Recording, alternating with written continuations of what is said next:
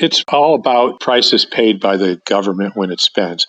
The government is the only supplier of the thing which it demands for payment of taxes. We need their money, their tax credits, their dollars, their pounds, and they've got them. They tell us what we have to do to get them.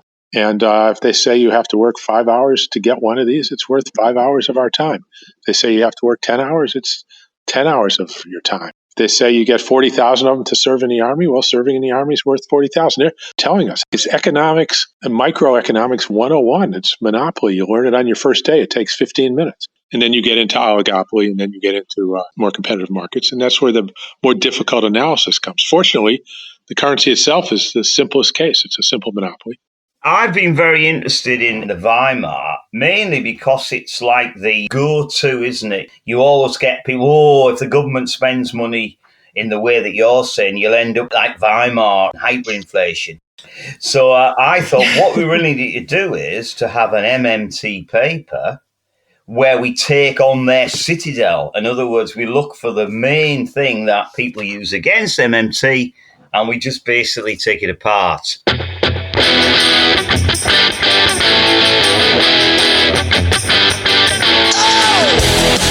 This is the MMT Podcast with Patricia and Christian Riley. Hi, I'm Christian Riley and welcome to the Modern Monetary Theory Podcast.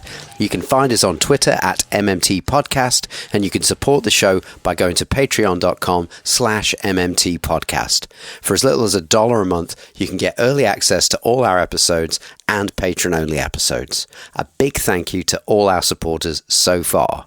At the beginning there, you heard MMT founder Warren Mosler and scholar and author Dr. Phil Armstrong, and in a moment we're going to be talking to them about their recent paper on the Weimar Republic Hyperinflation. If this is your first time hearing about MMT, you might want to listen to our first 3 episodes where me and Patricia talk through the basics, but if you want to dive in here, a good starting point is to ask, why does any fiat currency have any value to start with?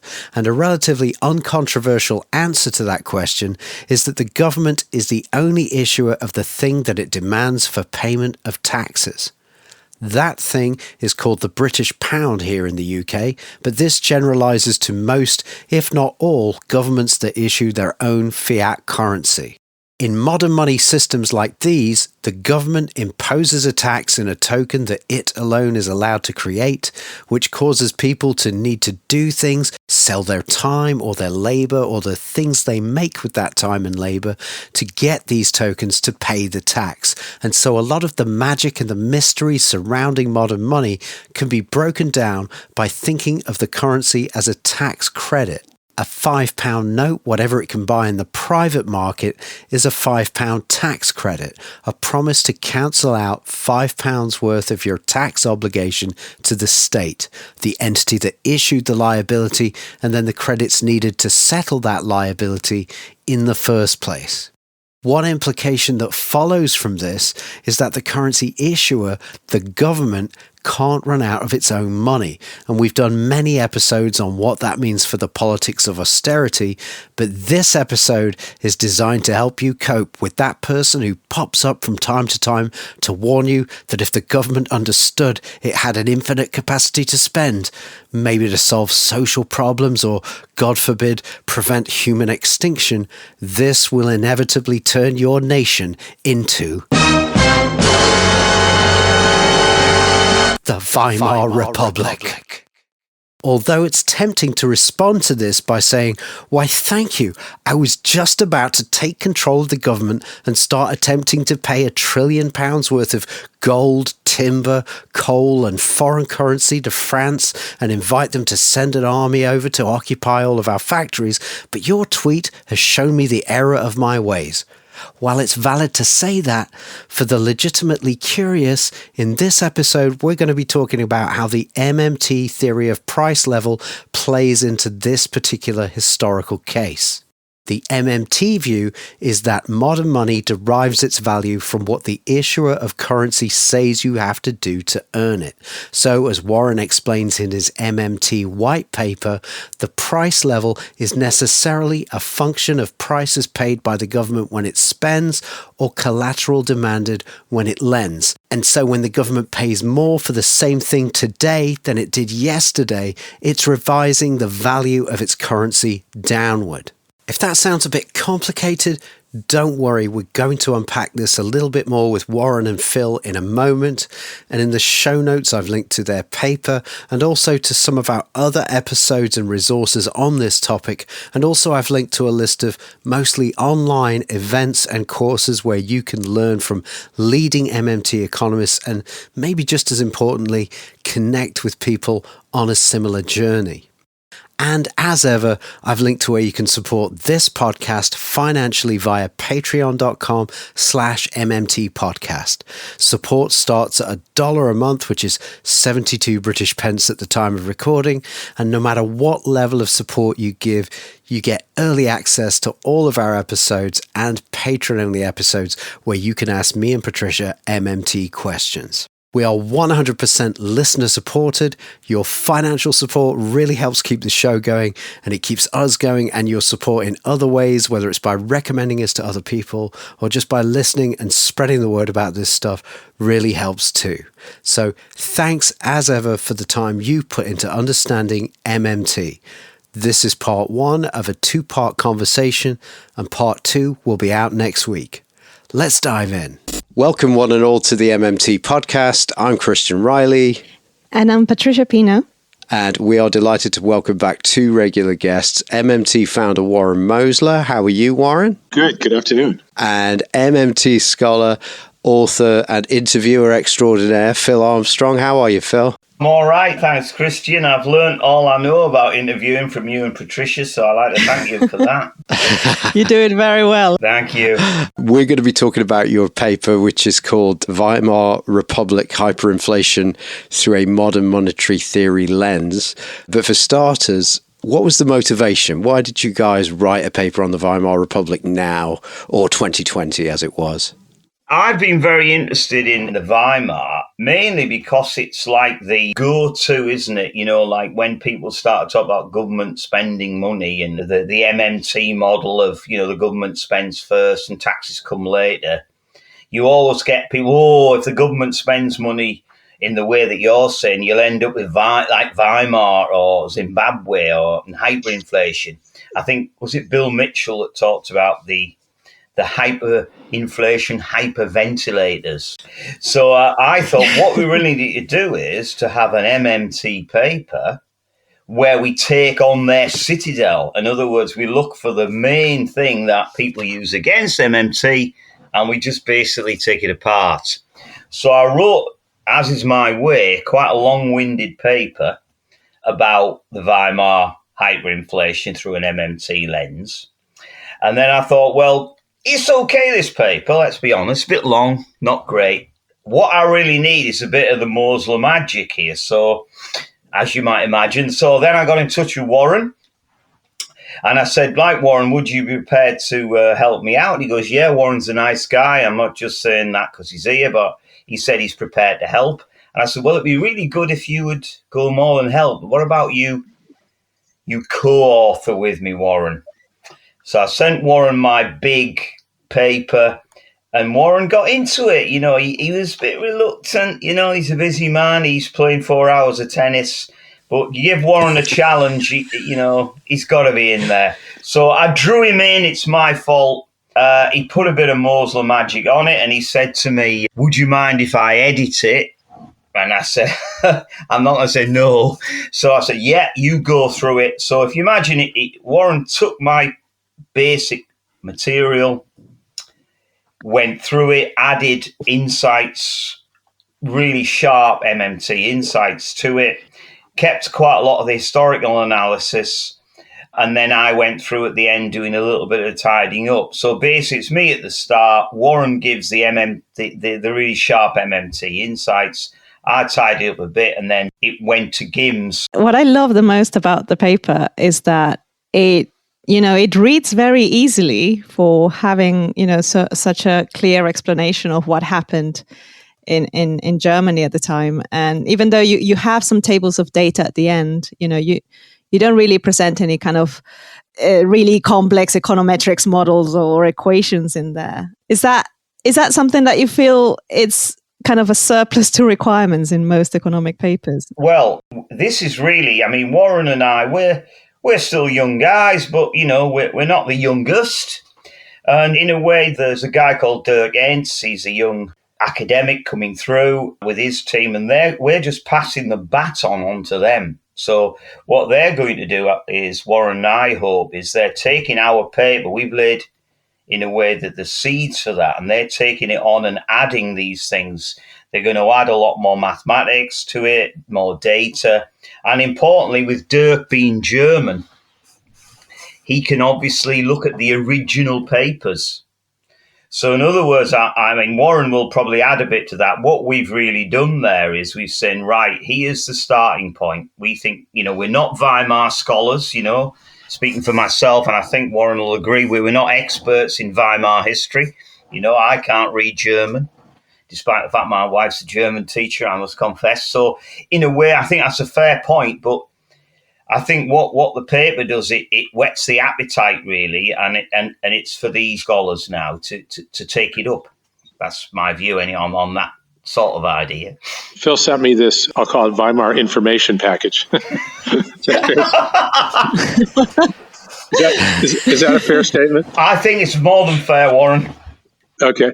And it had a lot more than I'd ever known about it, which I found interesting. But it came at a time when other MMT proponents, I felt, were not giving the answers I'd be giving when people start asking about inflation and what's causing it. And they talk about excess capacity and they talk about overspending and all these things. And the core MMT understanding, our contribution to the history to the other schools of economic thought are that the currency is a monopoly, monopolists are price setter. The price level is a function of prices paid by government. It's not these other things like, Patricia, you're talking about expectations or anything like that. Those are all things you come up with when you don't recognize that it's a simple monopolies case of a monopolist setting price. And that's what the textbooks have. They haven't recognized it's a monopolist setting price. We have. And so it looked to me like opportunity to put this in a paper that also had topical interest to nail down exactly what our position is on, what the origin of the price level is, which none of the other schools of thought have, by the way. It's always historic, and they can tell you why the price level changes from one period to another, but they can't tell you why it was where it was at the beginning or whatever it was. They don't have any theory for that. So they're just left with an infinite regression, and they'll tell you that. I've talked to people at the Fed. They freely say, yeah, that's one of the shortcomings of what they're doing. So, but we have all that. It's a monopoly. And so by taking that understanding and then using that lens, so to speak, to walk your way through what happened in Weimar, everything falls into place precisely, and it makes perfect sense. And it gives us a forum to present, how we look at these things and why this is the way it is and not the way the other schools of thought have said it is. Now, that all being said, that paper's been out for how long now, Phil? Oh, that's a good one. A few months at least. I couldn't tell you exactly. Yeah.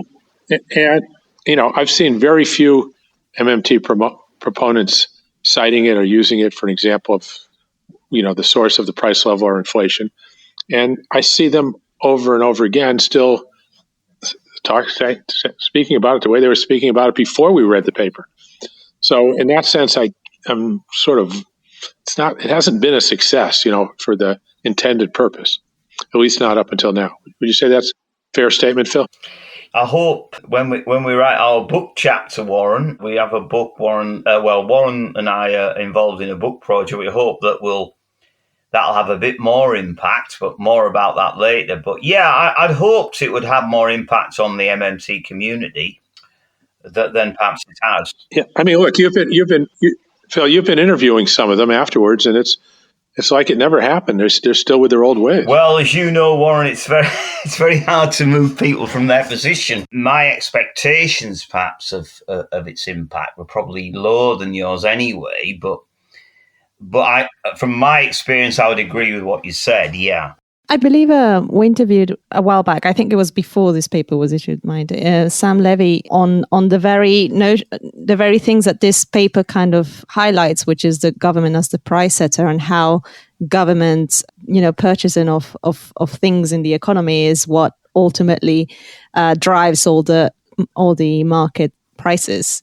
Very good, very good. That's what it takes. It takes somebody like that to bring it out, and not the people who've been doing it for 20 years. So apparently anyway, and they were all the ones that explained that 20 years ago, ironically, that it takes somebody new because the older people don't change. All right, well, let's just say it loud and clear just to set these foundations then. What, in as simple terms as possible, what is the MMT theory of the source of the price level? Maybe start with what the price level is and how that relates to inflation. Yeah, it's all about the prices paid by the government when it spends. The government is the only supplier of the thing which it demands for payment of taxes. And so, we need their money or whatever they want, pay taxes, their tax credits, their dollars, their pounds, and they've got them. And they tell us what we have to do to get them. And if they say you have to work 5 hours to get one of these, it's worth 5 hours of our time. If they say you have to work 10 hours, it's 10 hours of your time. If they say you get 40,000 of them to serve in the Army, well, serving in the Army is worth 40,000. They're telling us. That's how, look, it's economics and microeconomics 101. It's monopoly. You learn it on your first day. It takes 15 minutes.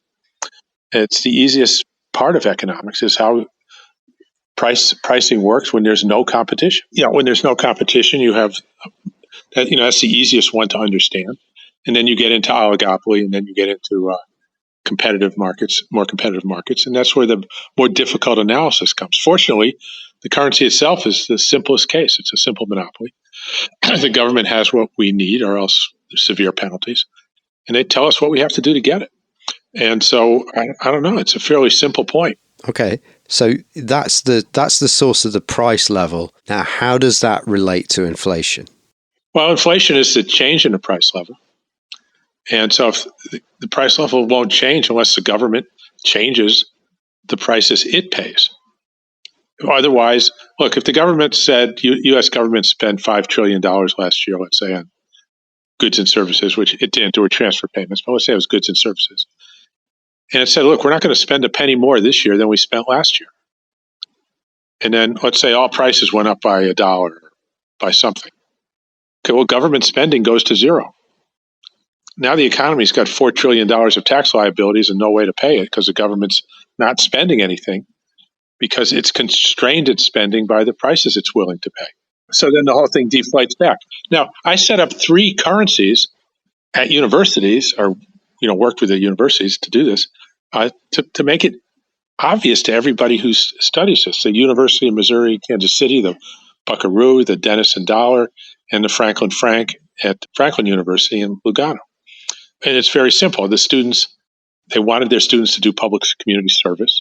So I said, well, how about if you just put a tax on all the students? How many hours do you want them to work each semester? And they'd say 10 hours or something. I say, all right, well, you put a tax of 10 units of your new currency. Now it's the Denison Dollar, the Franklin Franc, and UMKC is the Buckaroo because their mascot's a kangaroo, so they called it the Buckaroo. And so all the students in economics had to pay a tax of 10 Buckaroos per semester. And the school would authorize its agents, the hospitals and the community service areas, to hire students and pay them 1 Buckaroo per hour. And so the students would have to work 10 hours to earn 10 Buckaroos to pay their tax. And that Buckaroo is a fully functioning currency, just like the dollar, the yen, or the pound. And I did the accounting for the first year at one of the UMKC conferences, and the total tax might have been $1,000, but the total spending by the university was $1,100 or $1,200. The students earned more than they needed to pay the tax. The school had a deficit. It didn't hurt their financial statements. It didn't hurt the school's ability to solvency or their ability to operate. The deficit was of no consequence. And they had a 0% interest rate. They didn't pay interest on the extra buckaroos they spent, policy rate. And it was a small, open economy, right? Free trade, whatever you want to call it. And what was the value of a buckaroo? Well, back in 1996, I think, when they started, if a student didn't want to do community service, he could buy one from another student. And the going rate turned out to be about $5 per buckaroo. So student labor was worth about $5 an hour in 1996. Last year, 2019, I think, they told me the students had to pay $20 to buy them from each other. So the value of the buckaroo is 1 hour of student labor. Why? Because that's what the university said you had to do to get it. Did the university restrict its budget by quantity? No. They could earn all they wanted. They had unlimited spending at that rate of 1 buckaroo per hour. They wound up deficit spending around 10% the first year. I don't know what happened after that. And the same things happened throughout. So they've had a zero interest rate policy for those same 25 years. And the value of the buckaroo went from $5 to $20. Now, did the buckaroo go up in value? No, it was 1 hour of student labor then. It's 1 hour today. But the dollar, $5 used to buy an hour of student labor. Now it takes $20. So you could say the dollar went down in value by that amount. But the buckaroo was internally stable. It didn't change. It's a monopolist setting price. Its price level has been fixed for 25 years. Why? Because the school pays the same thing for labor, 1 buckaroo per hour, that it did 25 years ago. And so it's internally stable. It was actually a better investment than the S&P 500. If you happen to buy them at $5 back then, they'd be $20 now. And yeah, but that's beside the point. And the school used it to provision itself with student labor. And it had a zero interest rate policy, totally open trade, no tariffs or protectionism. It had full employment the whole time.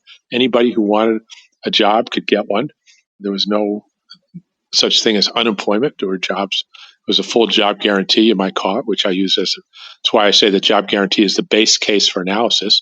This is the base case for purposes of analysis. And so you ask me, what would cause the price level to change? What would cost? Well, the school would have to start changing what it pays for student labor. It would have to say, we're going to pay 2 buckaroos an hour instead of 1. And then today's value of the buckaroo would drop from 20 to 10, right? Because you only have to work a half hour to get it. So they could redefine their currency downward by paying more for the same thing. Well, the same is true of the Denison dollar and the Franklin franc and anybody else who does this, which includes the dollar, the yen, the pound, and the euro. It's just not any more complicated than that. Pavlina Chernova wrote a math model back in 1996 that still stands. It shows you exactly how this monopoly pricing works. And it's every public finance textbook shows how public monopolies work. But none of the economic schools of thought has recognized this. It hasn't dawned on them that that's the source of the price level. And they continue to do things like come up with this expectations theory and things like that have no bearing whatsoever on the price level. I don't think you are, but are you saying that anybody paid by the government, a soldier, a teacher, a nurse, if they get a raise, it's never going to be a raise in real terms because the raise itself lowers the purchasing power of the currency to the exact same value as that of the raise? Let's just say that could be the case. Okay, the other thing is as productivity increases, relative prices could drop versus the wage, which is what happened with the UMKC buckaroo, right? So 1 buckaroo went from buying, I don't know, maybe it took 100 buckaroos to buy a computer back then. Now it takes 10 because you had the relative value of computers dropping. And so in that sense, the students have gotten a raise and measured in terms of computers.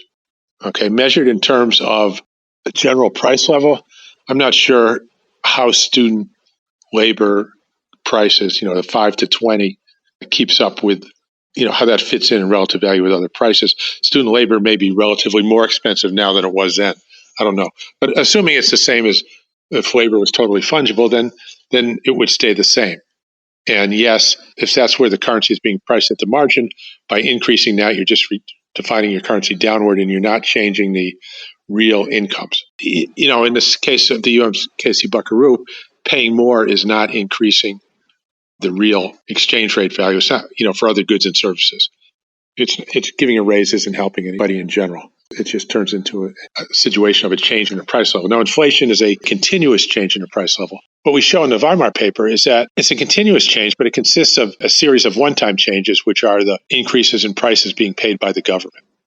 So as the government pays more, that is the new price level. So you could say it's not continuous in the sense that it's only as the government pays a higher amount is that new price level institutionalized, let's say. But yeah, if you just pay students $2 an hour instead of one, they're not gaining anything in terms of how many pencils a buckaroo buys or how many computers it buys. So what we say for the nominal wage of the job guarantee, and I said it, I think, and all the way back to full employment price stability, it doesn't matter what the wage is because it's just a numeraire, and it will reflect relative value. Price level will reflect value relative to unskilled labor. What you can do is increase it in real terms rather than in nominal terms. And so you can say it includes vacation, it includes housing allowance, it includes childcare. And now you're increasing the real compensation at the minimum wage. And so the whole idea back in 1996 was to use what's today called the job guarantee as a way to introduce benefits from the bottom up in a way that then becomes universal and spreads out without having to legislate them. That was an important part of that paper. Let's say you're negotiating wages with your boss and somebody says, I'm not going to give you a raise because it won't be a raise in real terms, according to MMT. How do we respond to that? Well, he's mixing metaphors, and it's a fallacy of composition. It's not true because your wage there is a relative wage. There's not one wage. A doctor can get a larger share of the GDP than a nurse because of institutional structure. And so the doctor making more money is not going to mean that he doesn't get more. It means he gets more maybe and the nurse gets less, right? So it's not as simple as that. That would not be a legitimate answer. The answer there is you're not going to get a raise for those kinds of reasons anyway. You're going to get a raise because the employer has to give you a raise or else he's going to lose you or he's going to lose your productivity. I just wanted to contrast that with the neoclassical approach to controlling inflation. And you mentioned that quite early in your paper about the way that the neoclassicals think things work about controlling inflation with the interest rate. But you say that's ineffective for two reasons. The first one is that the interest rate is another way of, it adds to the government deficit effectively. So it's another income channel. And the other thing that you mentioned is that inflation is, what I understand from it, and maybe correct me if I'm wrong, but the interest rate is used to calculate the price of futures in commodities. So effectively, by raising the interest rate, you're raising all the prices of commodities in the future. Yeah, so notice I've been careful to talk about the price level and that inflation's, as defined by economists, is a continuous change in the price level. And so if you go to any central bank and you say, what's the rate of inflation? They don't know. They can't answer that question. They can say what inflation was in the last time period. They've measured the CPI was up 0.2% last month and annualized it's whatever. They can give you a forecast for next month, but they can't give you what it is right now. So what they're doing is measuring changes in the price level and then somehow extrapolating that into what they presume to be would be a continuous change in price level, how that implies a continuous change in the price level. So they don't have any measurement for the continuous change in the price level.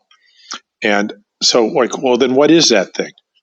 Well, if you look closely at the definition of inflation, the way I categorize it, and I'm taking some liberties because nobody's done it all, so I can categorize it any way I want, right?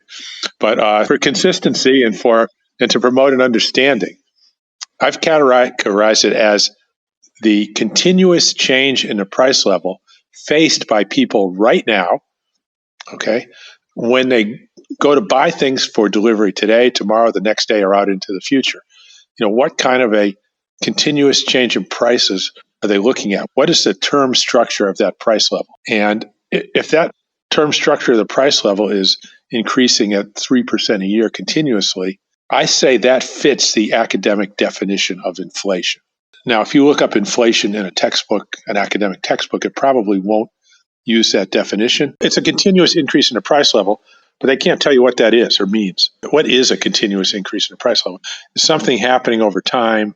If you think carefully about it, it doesn't say much of anything. And that's why they can tell you what it was in the last time period or what they forecasted coming up. Yeah, no, because it seems to me that the definition of futures and the way you price commodities in future, as well as the fact that the interest represents an income channel for savers, those two things seem to be recognized by the mainstream. But for some reason, they don't really factor those in when talking about interest rates. Yeah. The reason why I say this is because the fact that the futures are that the futures are influenced by the interest rate, that the way that we price commodities are influenced by the interest rates. And as well as the fact that the interest rate represents an income channel for savers, those two things are recognized by the neoclassicals, but for some reason they don't factor that in when considering the effectiveness of interest rates in controlling inflation. And it's really puzzling and almost frustrating to see that they don't make that connection. But the fact that they have a different definition for inflation maybe might explain things. Yeah, you're exactly right. And so the continuous change in prices faced by today's agents is fully a function of the policy interest rate, right? The term structure of rates. Now, I know the Fed did that when I remember visiting a guy named Mishkin back in maybe 2008 at the Fed. I think he's maybe at Columbia or something like that. And they were using forward prices as part of their calculation for CPI. Now, just because you have a positive rate in the term structure of prices faced by people today who want to buy is going up at a continuous rate, that doesn't mean the spot prices are going to go higher. So if gold today is £1,000 and there's a zero interest rate, and gold for 5 years from now is £1,000, it doesn't mean it's going to be £1,000 in 5 years or next year or the year after. If the interest rate is 10% and gold 5 years from now 6 years from now is at £2,000, where spot is at 1,000, it doesn't mean the spot rate over time is going to go up to 2,000. It only means that if you want to buy gold today for 5 or 6 years forward, that's what you have to pay. And if you're a gold miner and you want to sell it, that's what you're going to get.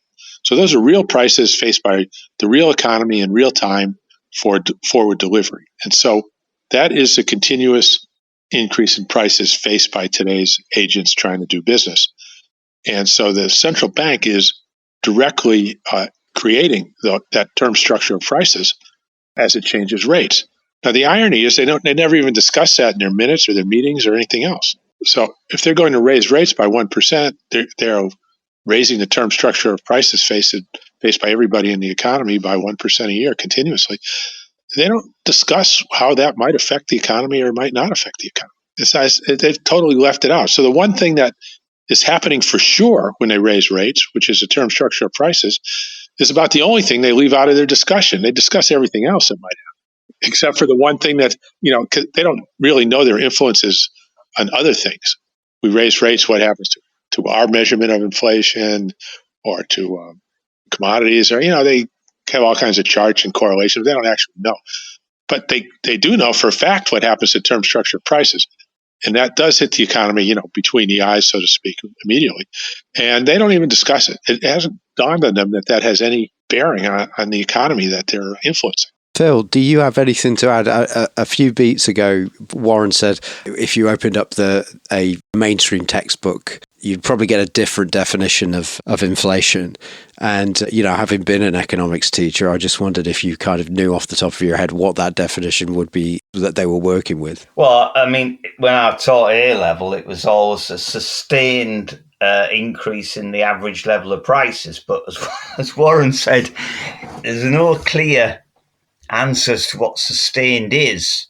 It's a bit like the medium term. And one bright kid said to me, "What's the medium term, sir?" And I said, "Well, it's a little bit longer than the short term, but it's not quite as long as the long term." And so in a way, that's what they would say. But as you know, when you learn things, you learn what the examiners want you to say, so when the kids would ask me, what's the definition of inflation, I'd say, have a look on the mark scheme and see in previous years what the examiners want.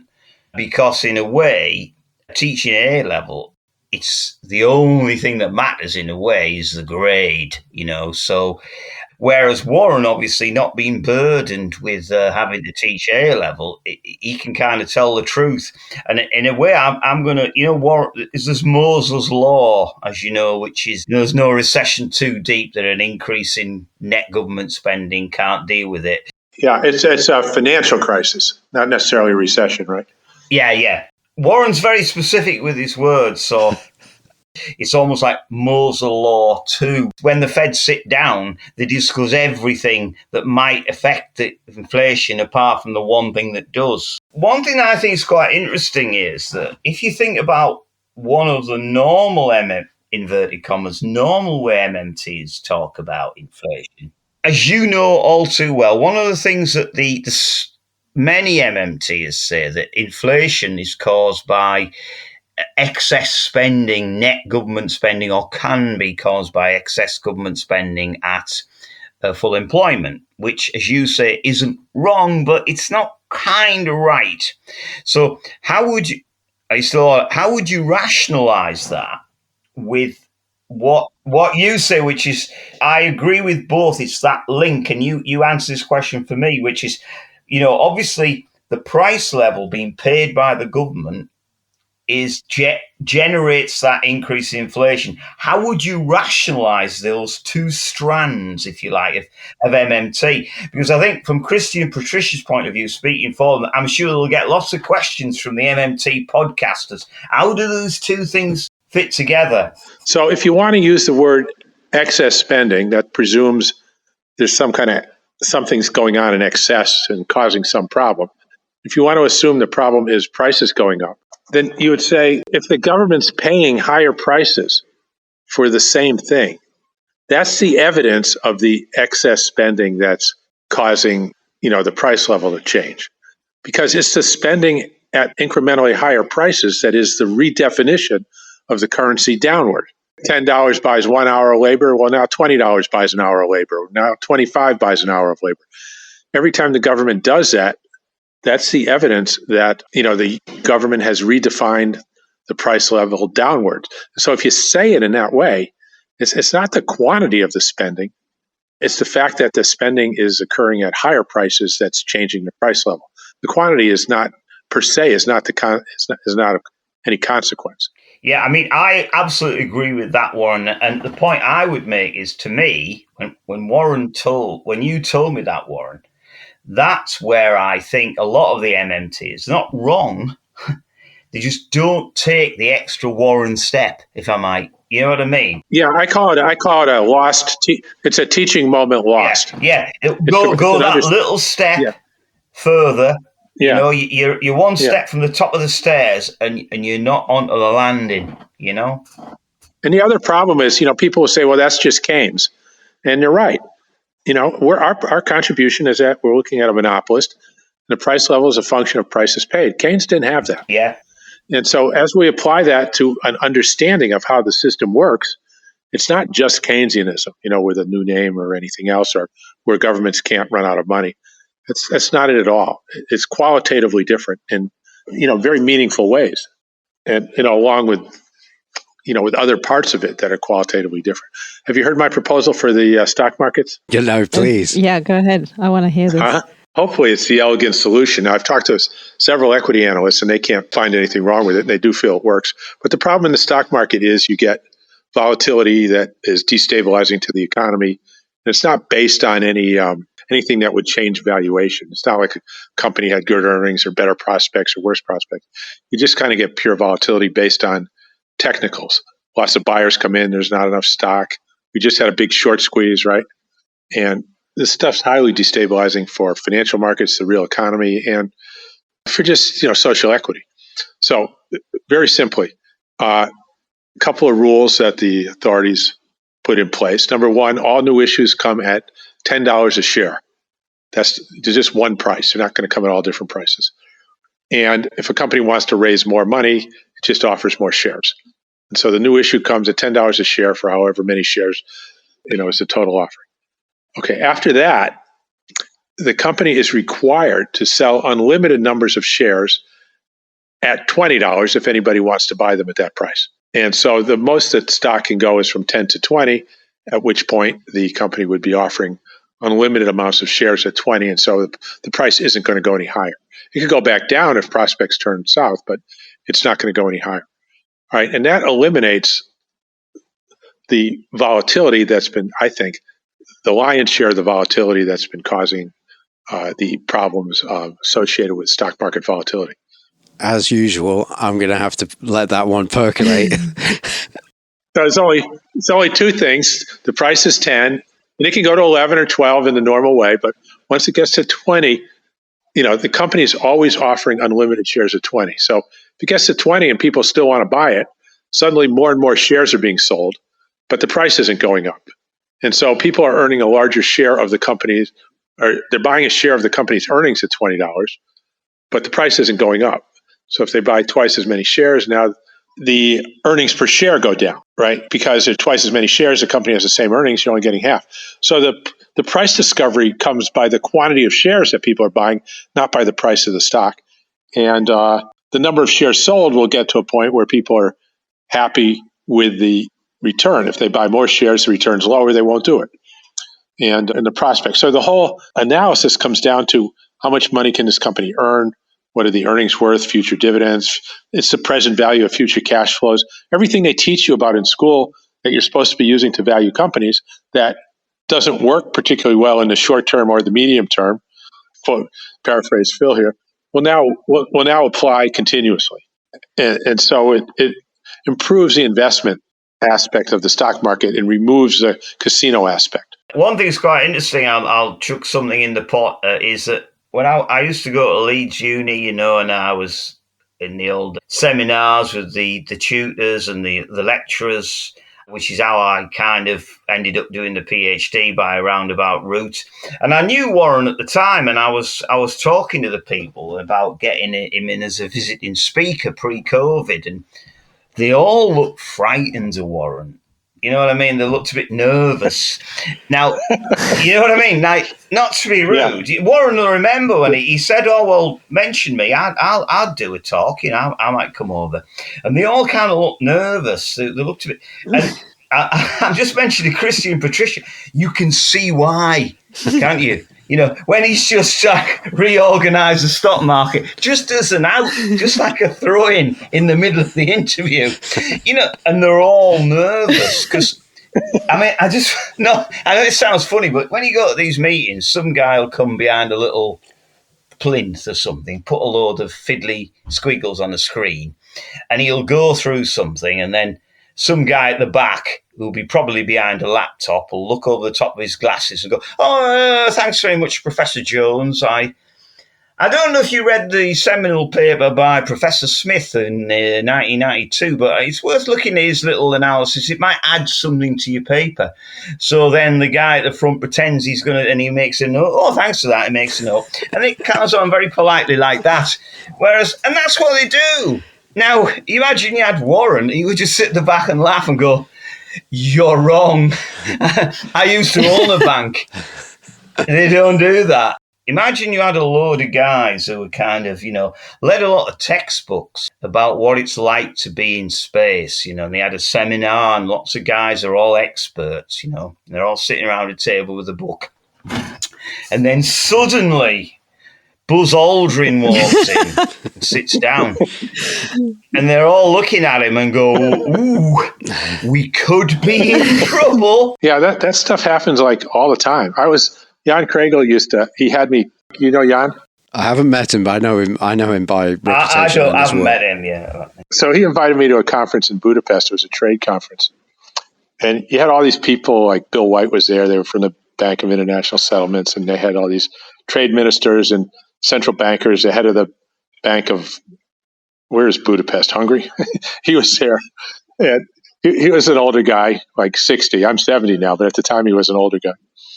And they put out a chart of interest rates over the years, and I saw two spikes in the chart.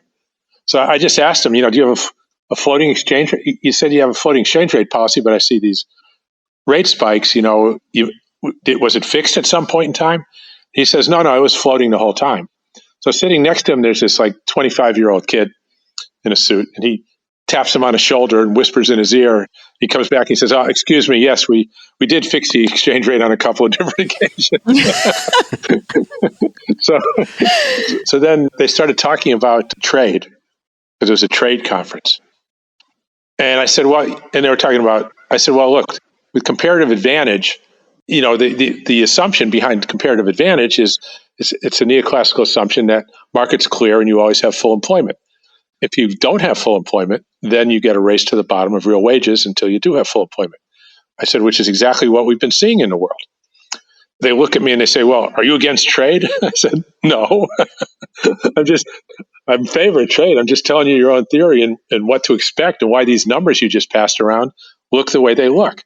It's not because of not enough free trade or whatever. It's because you're dealing with an environment with unemployment, and it's right there in the neoclassical theory that creates a race to the bottom of real wages. Well, Jan's just kind of smirking. And it turns out the reason he had me there is so that I could say things he didn't want to say. But to your point, that type of thing happens all the time. Going back to the paper, in the paper, the interest rate, the attempts to control the inflation through interest rates actually backfired and contributed to the problem. That's a pretty controversial conclusion, isn't it? Yeah, I said the same thing with Volcker, and I was the only one. Everybody else is building a statue to him. I'm saying he's prolonged the problem.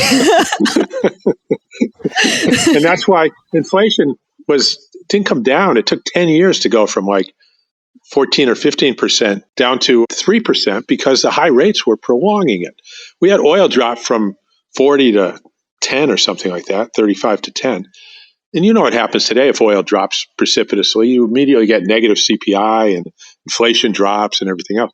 Well, back then, it hardly moved because, it came down, but not like you would expect. It's because of 15 and 20% interest rates and 12% and 10% and 9% were sustaining the inflation issue. And the government's, deficit spending on interest, which is just basic income for people who already had money, right? So there's no supply side, just pure demand side. And there were large numbers back then. And what caused the break in inflation was the recession of 1979, which happened because the budget went from deficit to, I'll say, surplus. Now, if you look back, we recorded a budget deficit. But if you look at the total public debt, and then you look at it in real terms, because of the high inflation rates, in real terms, the debt was actually going down. So the real financial equity behind the credit structure was going down. So in real terms, it was a decline in the outstanding public debt. And it was a decline in deficit spending also. And that happened under Carter, in 79. And that just put the brakes on for the economy. And the reason it was happening is because the inflation was causing what they used to call bracket creep. People who were in a 15% tax bracket get a big raise to make up for the inflation. Now they're in the 20 or 25. So as wages and compensation went up and capital gains went up and everything else went up, tax receipts went up much faster than government spending. And it was a huge fiscal contraction in real terms. And then the economy collapsed in 1980, I guess, 79, 80. We had a big recession. And the demand for oil dropped. The other thing that happened was Jimmy Carter deregulated natural gas. So it became safe for the utilities to start switching to natural gas because it was an ample quantity. And the price came down. It went up, but it was available. Still much cheaper than oil. And so the whole substitution process was started. And OPEC cut oil production by, 15 million barrels a day, and it wasn't enough because demand went down even faster. The price went from, again, I think it hit a high of 40 and maybe a low of 10 or something like that, and stayed there for a long time. So that's what I attribute to, that's what broke the inflation. It had nothing to do with Volcker. He just prolonged it. And he still gets the credit for breaking the inflation, and Carter is completely left out of the discussion, although he should get the credit. Got it. So let's go back to the paper in Weimar, Germany. Let's start at the beginning of the story of the hyperinflation. This is where I'm going to say is the beginning. So in November 1918, the Central Powers, of which Germany are one, are defeated, ending World War I. Eventually, at the 1919 Paris Peace Conference, the Big Four, Britain, France, the US, and Italy, imposed their terms on the defeated powers. What happens next? So they wanted to be paid in their local currency, whether it was francs or pounds or gold or something like that. And so the German government, really couldn't pay in real terms. They didn't have, the productive capacity was gone. And so They were selling marks to buy gold, to buy foreign exchange, to buy francs or whatever, to be able to make their payments. And they were paying higher and higher prices for those items. Now, what I'm saying is it was the higher prices that were continuously redefining the mark downward. That's the way to look at it. Now, yes, they had to spend large quantities. The only way they could do that was to pay the higher prices. So you could say the Allies' terms forced them to pay higher prices. But the understanding is that it was the higher prices that were the redefinition of the mark downward and what gets recorded as inflation, the continuously change in the price level as they continuously paid higher and higher prices. And we walked through that over the years as to what the process and what was exaggerating it and the changes that were made. At one point, France actually invaded and took over an industrial area, which exacerbated it and made it worse. But all along the way, looking at it through the MMT lens, you can see that it was the higher prices being paid that were the proximate cause, the direct cause of that was the shifting of the price level. Not even the cause. That is the point of a shifting price level. And when they stopped doing that under Schatz, then it stopped. So as soon as they stopped doing that, stopped paying the higher prices, then the whole thing stopped. What's interesting about the kind of government spending and the Weimar Republic is that you include the payments for buying foreign exchange. You include them as part of the deficit, as well as the credit because the government had really loose regulation with issuing of credit, and you include that as part of government deficit. Yeah. Because it's basically a government is granting these kind of direct, this loose policy to facilitate private spending. So it's not just government spending per se, but it's private spending facilitated by government, which caused a problem. Yeah, I'd say those people became agents of the government. The government gave them the money to spend.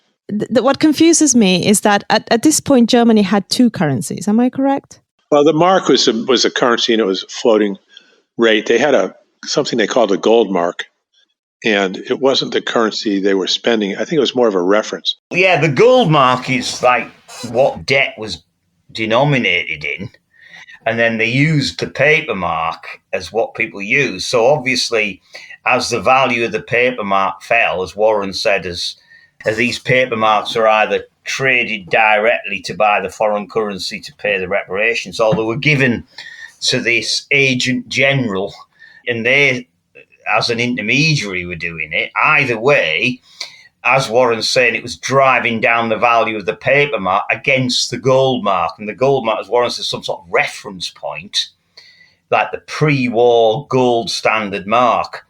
And that was still fixed. You know how many gold marks equals $1 or £1. So if you see what I mean. So if you imagine once the value of the mark goes down for the reasons Warren has said, import prices then are going to go up. And then, of course, domestic prices follow on. And then, of course, the price level rises. And as Warren would say, the government then starts buying domestically and competing with those prices. And if you like, allowing those prices, in other words, just letting go of the credit system to allow spending to take place at those prices. Do you see what I mean?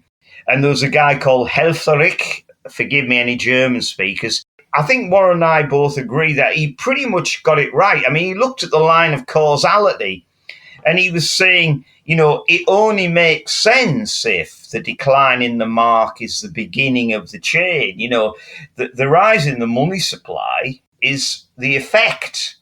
And all right, the government did allow that to happen. But it's at the end of the line. It's the effect, not the cause, really. So that's the sort of chain. So the if you like, higher prices paid for foreign exchange, directly or indirectly, drives down the currency value, paper mark. Then obviously imports are more expensive, domestic price. Because obviously the Germans had to import loads after the war. I mean, their economy is destroyed. So there's a chain of events. The orthodox view gets it the wrong way round, with the monetarist stuff. And that's why I felt it was very important, getting Warren on board there is to get the chain of events correct, because then you can blow away the, printing too much money causes inflation. It doesn't work like that. Let's say you're a merchant today in the UK and you have to keep £1,000 in your cash register to make change for everybody. And suddenly the prices go up by 1,000 times. Okay, well, now you need £1 million just to make change. And if the government doesn't allow that cash to be somehow created and available to merchants, they can't make change. They can't run the whole business collapses, right? Because they're taking away, your working capital, so to speak. And so the demands for working capital were rising so fast, which they measure as an increase in the money supply, increase in banknotes. It looks like what we found was that they were contracting out the printing of money to businesses on an unrestricted basis. They didn't have to pay for it. They could just get paper, print all the money they wanted, and spend it just to get money out there so that there'd be, a money supply just of working capital for the merchants to use, which is, something I'd never thought about before. And even those people couldn't keep up with the demand for the currency. Well, the real value of the currency, so you work out what the actual value of the currency was in real terms, it was still going down. And that's the funny, if you imagine Havenstein, who was the chairman of the Reichsbank, right?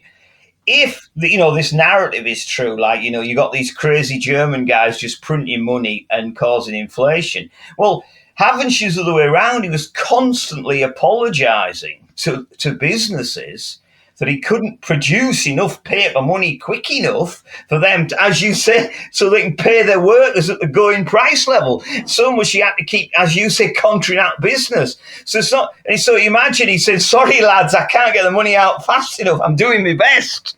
So money was scarce. That's the thing, that it was still, you couldn't get enough nominal currency value to operate, even with all this stuff, all this Notengeld, I think it was called. You couldn't produce enough of it. Even when they let people print their own money, they couldn't print enough. Yeah. Yes, exactly. It's crazy, but yeah. And they had to accept it at the Reichsbank and trade it in, because otherwise the system would crash. Yeah. Now, all these guys are saying, oh, well, you're not tough enough. What you should have done is say, no, the price level's this, but we're not going to give you the money to operate at. Well, what you're really saying to Havenstein is, shut down the printing presses and the whole German economy will collapse, and it's already about as unstable an economy as you could get. Right, but it won't bring down the inflation. No, not because they still had the fundamental problems of the Allies' demand. It's only worth shutting down the front, if you like, once you've solved the problem. So that's what Schack did. When he did it, he sat in an office, and I think his secretary said he hardly wrote anything down. He just rang loads of people up on, one of those old phones, you wind up, and got loads of deals, particularly with the Bank of England and others, to agree them so much of a loan so that he could get a moratorium on the payments so that he could reconstitute the mark. So, in other words, this whole narrative, the governments naturally want to print a ton of cash to cause hyperinflation. The whole idea is ludicrous. You imagine Havenstein coming in one day, a really respected guy, and Heffler, who's written this 600-page textbook. These are really serious guys. You might not, I don't know their history, but they're very, very serious blokes. They're not going to come in one day and say, right, lads, get printing. The whole idea is ludicrous, isn't it, when you think about it? Yeah. But it's interesting because as we know, Friedman said inflation is everywhere, a monetary phenomena, and the neoclassicals think that they see the long trend data and they see the connection between. We were speaking about this right at the beginning as well, and they see the connection between inflation and the money supply, and they think that proves that we're right. They've got the causation wrong in a sense, and yeah. Oh yeah. But yeah, it's fascinating. The central banks have all given up on money supply, so they agree doesn't cause anything. Well, they have to now because of QE and all this. And yeah, right. Some people just think there is a lag in the response on the system. Yeah, there's a 100-year lag. Yeah. What's quite funny, when they did QE and it increased the money supply, well, the way, like Warren always says, they printed money in unprinted bonds, right? They had a problem, didn't it, the central banks? Because a lot of them have been saying that if you increase the money supply, you're going to get hyperinflation. Now they've just done it. So they've got to send loads of backtracking in, but sorry, we were wrong. Don't worry about it. I mean, they didn't kind of put it in those terms. Central bankers never say, we got it wrong, sorry. They'll always say things like, revise our forecast down. I don't know if you ever come across that term. It means we were wrong, but we're too big-headed to admit it. So if you kind of take that out, when you can go on a Word doc and you can put find and replace, right? Take out revise and put sorry we were wrong, and then go through it. The other one is our models are broken. Yeah, they ain't going to admit that because they ain't going out to replace them with.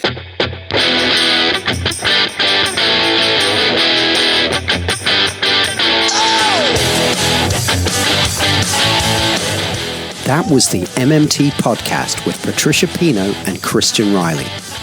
Don't forget, you can support the show through Patreon, starting at $1 a month and get access to patron-only episodes. You can do that by going to patreon.com/MMT podcast.